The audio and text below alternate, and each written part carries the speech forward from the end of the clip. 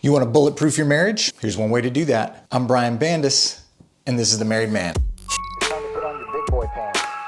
All right, boys, let's get to business. This is The Married Man, where we talk about what matters most, which is bringing your very best as a father and as a husband. Right now, we're going to talk about one way that you can add a little ammo to your arsenal and bulletproof your marriage just a little bit more. So when I was a teenager, I saw some marriages fall apart around me, some of them due to infidelity. Add on top of that the fact that I'm, 16 years old and all I can think about is I just want to have sex with every walking female I've ever seen. Add on top of that the fact that I come from a home where the marriage sort of fell apart, not due to infidelity that I'm aware of. Add on top of that I was determined to have a really great marriage when I grew up because of some things I experienced in my childhood. And I felt really worried. I'm like, holy crap, how do guys, married men, how do they keep it in their pants, right? And it definitely didn't help that I'm 16 and my hormones are just going absolutely bananas. And so I'm talking to my dad about it. I'm like, Dad, how do I keep it buttoned up here? You know what I mean? I'm basically worried that years from now,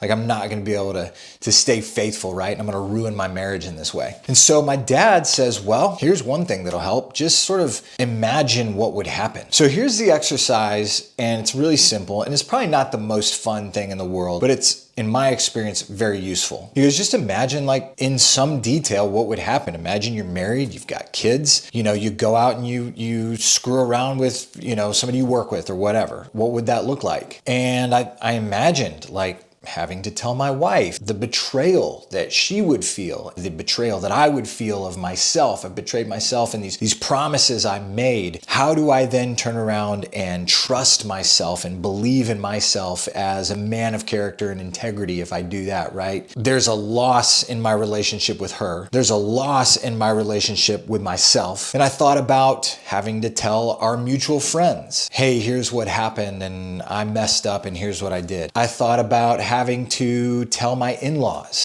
people that I've gotten to know that I love, that they see as family, seeing those relationships sort of fall apart and sever. And then most of all, I thought, man, what would it be like to have to tell my kids in the short term, in the here and now, to tell them here's what's going on and for them to understand, the decision I made. And then when they're older and they're married and they have kids, to go, yeah, this is the decision I made. To have to look at them and experience that feeling that I let them down, that I did something that was harmful and I put my own short-term pleasure or desires ahead of what is best for them. To get to the end of my life and to the end of my marriage and not have that sort of victory to hang on to in the satisfaction of going, I did that. I was faithful to her. I fulfilled this commitment. And I just took this little imaginative activity, as far as I could and just went, what would that full experience be like? And as I played that out, I was like, man, that sucks. I don't want to do any of that. So that's all. This is simple activity of going, well, imagine what would really happen, Brian, if you made that decision. When my dad said that, I played that out and I've done it since then. I've thought about it since being married. So listen, this isn't meant to be this hugely negative experience. You don't need to brood on this mistake that you haven't made every single day. It's just an exercise that's worth doing every once in a while, maybe every few years. Maybe when you have a moment where you can